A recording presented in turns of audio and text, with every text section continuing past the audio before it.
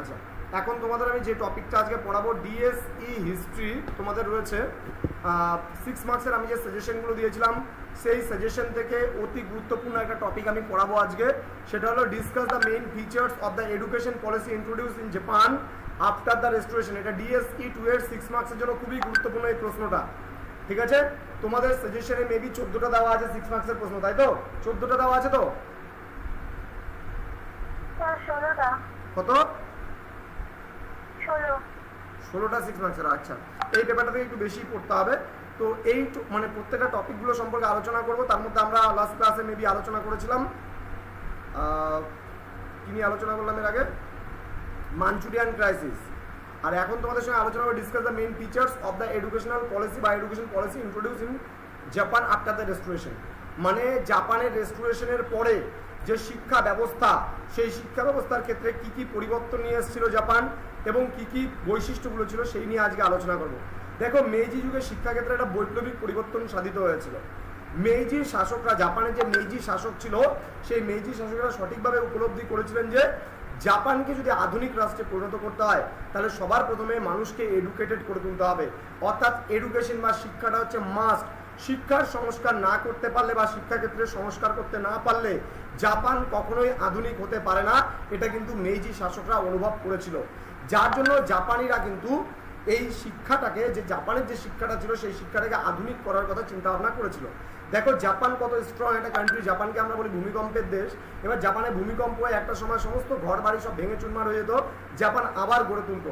তাহলে জাপানের টেকনোলজি আজকে কোথায় পৌঁছে গেছে? কারণ কি, তারা প্রতিকূলতার সঙ্গে সবসময় লড়াই করে আজকে এই জায়গাটায় এসছে। তাহলে জাপান ভেবেছিল যে আমার এডুকেশন সিস্টেমটাকে আমাকে যথেষ্ট উন্নতি করতে হবে। আমার এডুকেশন সিস্টেমটা যদি আমি উন্নতি করতে না পারি তাহলে কখনোই আমি বিশ্বের দরবারে কিন্তু আমাকে নিজেকে মেরে ধরতে পারবো না বা মেরে তুলতে পারবো না। যার জন্য জাপান কিন্তু নিজের শিক্ষার আধুনিকরণের ক্ষেত্রে কিন্তু যথেষ্ট মানে ফোকাস করেছিল বা যথেষ্ট ধ্যান দিয়েছিল। হ্যাঁ, এবার সামন্ততান্ত্রিক জাপানে কেবলমাত্র সুবিধাভোগী যারা ছিল, সুবিধাভোগী শ্রেণী, সেই সুবিধাভোগী শ্রেণীর লোকেরাই লেখাপড়ার অধিকারটা পেত। তাহলে সামন্ততান্ত্রিক জাপান, মানে জাপানে যখন সামন্ত প্রথা বা সামন্ততান্ত্রিক সমাজ যখন টিকে ছিল তখন কিন্তু কি হতো বলতো? তখন একমাত্র সম্ভ্রান্ত পরিবারের যারা ছিল, যারা সুবিধাভোগী মানুষ ছিল, এই মানুষগুলোই কিন্তু এডুকেশনটাকে গ্রহণ করতে পারতো। দেখবা যে আগেকার দিনে দেখবা যে গরিব মানুষেরা কিন্তু শিক্ষা লাভের অধিকারটা চট করে নিতে পারতো না, কারণ অর্থ তাদেরকে কাজকর্ম করতে হতো। তাহলে কারা নিত? সম্ভ্রান্ত পরিবারের, রাজা মহারাজার পরিবারের লোকেরা কিন্তু বা ক্ষত্রিয় পরিবারের লোকেরা কিন্তু এই শিক্ষাটা গ্রহণ করতো। বিশেষ করে যারা সমাজের নিচু সম্প্রদায়ের মানুষ ছিল তারা কিন্তু শিক্ষাটাকে গ্রহণ করতে পারতো না। তাহলে জাপানেও কিন্তু এই জিনিসটাই, সিস্টেমটাই ছিল। একমাত্র সুবিধাভোগী যারা শ্রেণী ছিল সেই সুবিধাভোগী শ্রেণীরাই কিন্তু জাপানের লেখাপড়ার সুযোগটা কিন্তু পেয়েছিল। কিন্তু পরবর্তীকালে মেইজি শাসকরা কিন্তু কি করেছিল?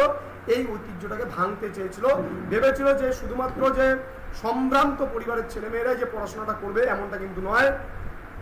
যারা যারা মানে খুব মানে সেই লেভেলের, অর্থাৎ যারা গরিব লেভেলের যারা আছে এবং খুব নিম্নবিত্ত পরিবার থেকে যারা বিলং করছে তারাও যেন শিক্ষাটাকে গ্রহণ করতে পারে। তারাও যেন পশ্চিমী ধাঁচে বা অন্যান্য সভ্যতার মতন বা অন্যান্য কান্ট্রির মতো তাদেরও যেন শিক্ষাটাকে আধুনিকীকরণের দিকে নিয়ে যেতে পারে, সেই জন্য কিন্তু মেইজি শাসকরা কিন্তু যথেষ্ট চিন্তাভাবনা করেছিল, আমরা বলতে পারি। এবার বিদেশি পণ্ডিতদের কিন্তু জাপানে আনা হয়েছিল বিভিন্ন দেশ বিদেশ থেকে, যে যারা জাপানে শিক্ষিত করবে, যারা জাপানকে আধুনিক করবে।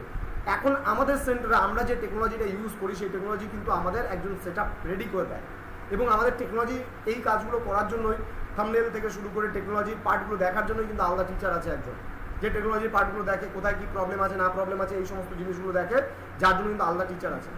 আমাদের ডেভেলপার আছে, তার জন্য সে সমস্ত কাজগুলো করছে, তাকে আমাদের ফিস পেইড করতে হয়। তার মানে কি, অর্থাৎ বাইরে থেকে লোক না আনলে পারে তুমি কিন্তু তোমার যে জায়গাটা আছে, তোমার যে সেন্টারটা আছে সেটাকে কখনোই আধুনিকীকরণ করতে পারবে না বা আধুনিকতার দিকে নিয়ে যেতে পারবে না। ঠিক একইভাবে জাপান কিন্তু বিদেশ থেকে, দেশ বিদেশ থেকে বহু পণ্ডিতদের নিয়ে এসেছিল জাপানের শিক্ষাটাই কিন্তু একটা ভালো পর্যায়ে কিন্তু নিয়ে যাওয়ার জন্য। তো 1873 সালে 34 জন মানে বিশেষজ্ঞকে কিন্তু ইউরোপ থেকে আনা হয়েছিল জাপানে। 34 জন ট্যালেন্টেড বা বিশেষজ্ঞ মানুষকে কিন্তু জাপানে নিয়ে আসা হয়েছিল এডুকেটেড বা শিক্ষা কিন্তু দেওয়ার জন্য। এবার প্রাকৃতিক সম্পদকে কি করে কাজে লাগানো যেতে পারে, যে দেশের যে মানে প্রাকৃতিক সম্পদ রয়েছে সেই প্রাকৃতিক সম্পদকে কি করে কাজে লাগানো যেতে পারে, কি করে খনি থেকে খনিজ সম্পদ আহরণ করা যেতে পারে, এর জন্য নামি দামি পণ্ডিতদের কিন্তু বিদেশ থেকে আনা হয়েছিল। ইংরেজ নৌবিজ্ঞানীকে জাপানে আনা হয়েছিল, জাপানের নৌবহরকে শক্তিশালী করার জন্য তিনি পরামর্শ দিয়েছিলেন।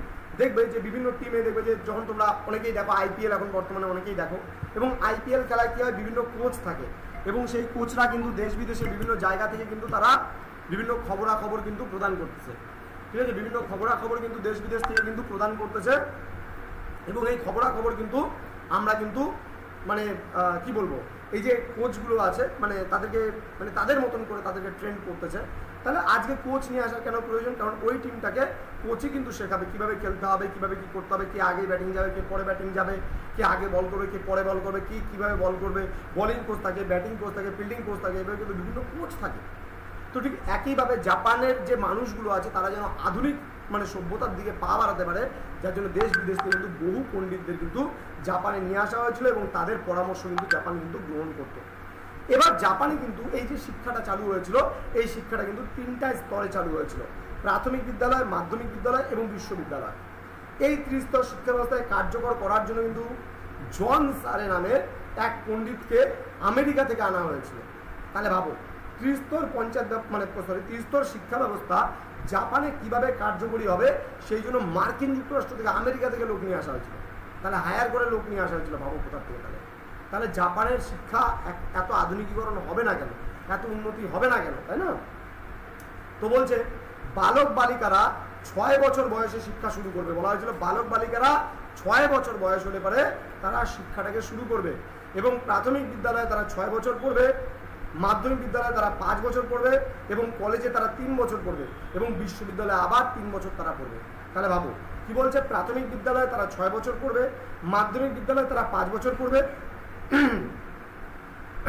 সরি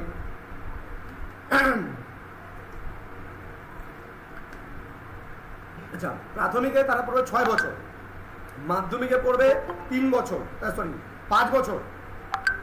হ্যাঁ, 5 বছর পড়ার পরে তারপরে কি করবে, তারপরে তারা কলেজে পড়বে 3 বছর এবং বিশ্ববিদ্যালয়ে পড়বে 3 বছর। এবং এই যে মেজি যুগে এই যে এত ব্যাপকভাবে উন্নতি জাপানে করা হয়েছিল তাতে আমাদের কোনো সন্দেহ নেই। এবং শিক্ষাকে আধুনিক করে তোলার জন্য যাবতীয় প্রয়াস কিন্তু এই সময় কিন্তু সরকার করেছিল এবং বিদেশি অধ্যাপকদেরও কিন্তু জাপানে নিয়ে আসা হয়েছিল এবং জাপানি ছাত্রদেরও কিন্তু বিদেশে পাঠিয়ে পাশ্চাত্য জ্ঞান আহরণের জন্য তাদেরকে নিজ দেশের ছাত্রছাত্রীদের যারা পড়াশোনায় ভালো তাদেরকে কিন্তু কী করেছিল, বিদেশেও পাঠানো হয়েছিল। জাপান সরকার কিন্তু নিজের খরচে, অর্থাৎ সরকার নিজস্ব খরচে আমাদের মানে ওই সেই জাপানের ছাত্রছাত্রীদের কিন্তু বিদেশে পাঠিয়েছিল এবং বিদেশের যে বড় বড় মূল্যবান গ্রন্থগুলো ছিল সেই গ্রন্থগুলিকে জাপানি ভাষায় অনুবাদ করা হয়েছিল এবং সেই অনুবাদমূলক পুস্তকগুলো পড়ে কিন্তু অনেক ছাত্রছাত্রীদের মধ্যে কিন্তু জ্ঞান হয়েছিল। তাহলে আমাদের যেহেতু প্রত্যেকের মাতৃভাষা বাংলা, আমরা বাংলায় পড়াশোনা করছি, আমাদের যদি বাংলা ভার্সনে প্রচুর বই যদি অ্যাভেলেবেল থাকতো তাহলে আজকে কিন্তু আমরা প্রচুর জ্ঞান অর্জন করতে পারতাম এবং প্রচুরভাবে পড়াশোনা করতে পারতাম। তো যাই হোক, এইভাবে জাপান একটা সময় পরে অগ্রগতির দিকে এগিয়ে গিয়েছিল এবং জাপানের সংস্কার শুরু হয়েছিল, শিক্ষার ক্ষেত্রে নয়, সামাজিক থেকে শুরু করে, রাজনীতি থেকে শুরু করে, অর্থনীতি থেকে শুরু করে সমস্ত দিকে জাপানের যে এই যে অভাবনীয় অগ্রগতি ঘটেছিল, এটা কিন্তু এডুকেশন সিস্টেমটাকে জাপান প্রাধান্য দিয়েছিল বলেই কিন্তু আজকে এই মানে অবস্থা কিন্তু জাপানের হয়েছিল। জাপান এখন কিন্তু এত স্ট্রং, এত শক্তিশালী। বোঝা গেল বিষয়টা? তো আশা করি আজকের ক্লাসটা তোমরা বুঝতে পেরেছো, অসুবিধার কিছু তোমাদের ব্যাপার নেই। আর যারা এই মুহূর্তে আমাদের ক্লাসটা অনলাইনে দেখছো, তোমরা যদি আমাদের কাছে অনলাইনে ক্লাস যুক্ত করতে চাও তাহলে অবশ্যই আমাদের ডেসক্রিপশন বক্সে দেখবা নাম্বার দেওয়া আছে, সেখান থেকে কিন্তু আমাদের সঙ্গে যোগাযোগ করতে পারো। চলো, থ্যাংক ইউ স্টুডেন্টস, আজকের ক্লাসটা এতটুকুই থাকছে। নেক্সট ক্লাস দেখা হবে তোমাদের সঙ্গে খুব তাড়াতাড়ি।